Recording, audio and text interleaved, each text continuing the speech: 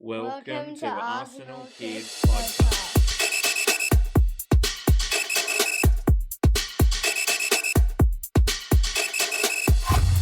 Hello and welcome to Arsenal Kids Podcast.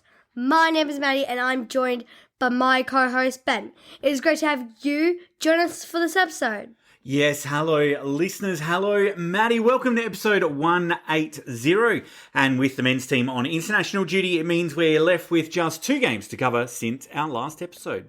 And they are both for the women's team. They are, so we're going to look at the UEFA women's team Champions League game against Real Madrid, held away from home, and then the Women's Super League clash held against Liverpool on the weekend at the Emirates. We are also going to learn how Arsenal celebrated World Poetry Day. We are, Maddie, as well as Arsenal's first DJ rocking the Emirates Stadium. But before we get to all our content in this episode, a quick reminder to follow, like, and subscribe so that we can keep growing our Arsenal Kids community.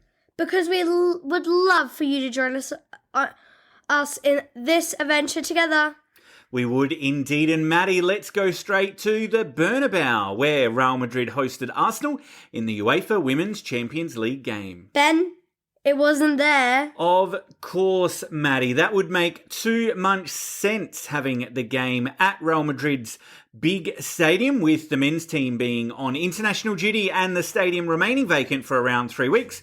Why hold the game on the nice pitch of the Bernabeu when there is a perfectly terrible mud pit that was the Estadio Alfredo Di Stefano available to play at? And Ben, when you say the pitch was terrible... Maddie, I think it is an insult to professional football that a game was even thought to have been played on that surface. Yes, there have been torrential conditions, but coupled with what was a terrible pitch, I am very disappointed that the pinnacle of the women's game, the Champions League, would be played in conditions like this. Yes, I know that the conditions were the same for both teams, but that we are even playing games on surfaces like this in the modern era of football, where the women's game is starting to take traction and build a bigger brand and following, it is absolutely appalling. But Maddie, let's focus on the game rather than the waterlogged pitch that prevented both sides from playing exciting, free-flowing football, and instead something that more resembled a Sunday afternoon community game. Well, Ben, we really struggled to get into the attacking rhythm. We did, Maddie. And then in the 22nd minute of the game, Madrid struck on the counter-attack as they picked up the ball in the middle of the park, and Linda Caicedo was unlocked, and the Ecuadorian shrugged off Emily Fox to slot past Manuela Zinsberger in our goal for the opener. Chances were few and far between after and that first goal. There were. Beth Mid came close just before halftime, but with Ford and Chloe Kelly introduced at the break, we did look rejuvenated and the match seemed to open up considerably. Our combination play on the wings was good and we moved the ball well despite the pitch conditions, and we also had a number of set pieces, but ultimately they all came to nothing. As we looked for an equaliser, a good through ball from Rousseau found the on-rushing Kelly, who was brought down in the box, but the referee waved play on. Then, just as it seems we might get a goal, Madrid got another one. And it was another counter-attack, with this time Del Castilla burying the ball past Zinsberger's outstretched glove, making the scoreline 2-0 in Madrid's favour on the night. But as we know, this is a 2-legged tie, and so we've got the opportunity to pick up the difference when we host Madrid on what will be a decent pitch at the Emirates in the middle of this week, where we hope to make up the difference and more to progress to the semi-finals of the Champions League. It's not going to be easy with Madrid now having a lead to hold on to, but it is more than possible for us to overturn the deficit and do the business. Sure thing, Ben. And now onto those who are poets who didn't even know it. Well, Maddie, I think that they might know it because a remarkable group of poets, they came together to celebrate World Poetry Day by marking the publication of Welcome to the Gooniverse, which is a poetry anthology by Dave Seeger. The book, it beautifully captures what it means to be a Gooner through the words of over 30 poets of all ages, including celebrated author Mikel Rosen. And this is the first ever Arsenal-themed poetry book. It is, and it features 70 poems that blend humour, emotion and personal experiences with the club.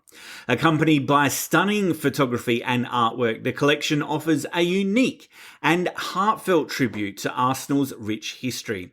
We're going to have a link if you would like to purchase the book in the show notes, and a percentage of each of the book sales is going to be going to the Arsenal Foundation's ongoing work. Okay, well, let's leave it there for part 1. We'll be right back after this for part number 2.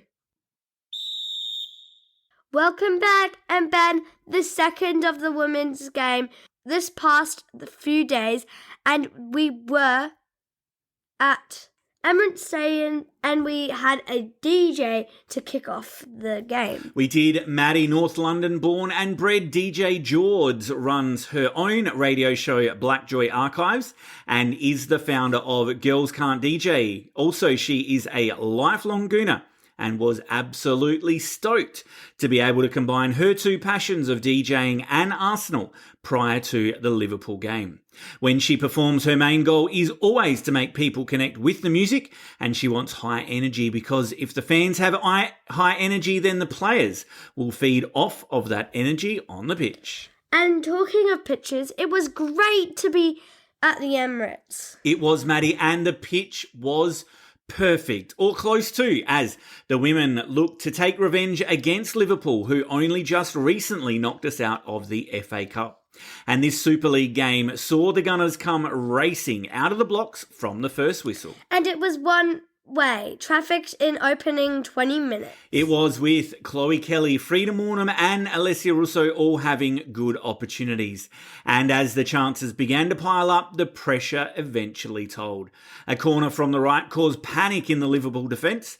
The ball fell to Frida Mornham. She helped it to Caitlin Ford, who stabbed it home from close range. And it was Australia's 50th goal for the Arsenal.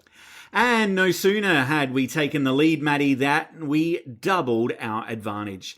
We turned the ball over inside the half. Kim Little, she raced into the penalty box, and her cross, intended again for Caitlin Ford, was turned into the net by a defender, with the own goal making it 2-0.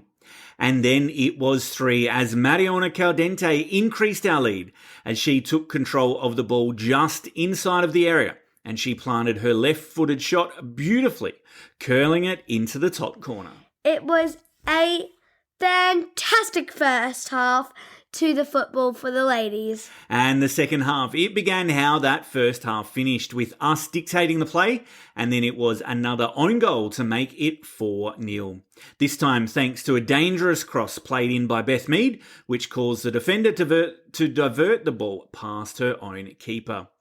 But there was almost, I think, the moment of the game in the second half, as there was not a dry eye in the house when Victoria Pelova, Dutch international, when she returned back to competitive action 308 days since she suffered an ACL injury last summer. To be able to do that inside of a good crowd gathered at the Emirates and in front of her family who had travelled over for this game, it was truly special, and we look forward now to her returning to full fitness in the future. Anything else to add to the game? Well, Maddie, it was just that unfortunately Katie McCabe received another yellow card. She still struggles with that discipline, and that means due to an accumulation of cards, she's going to miss the next league game at Palace.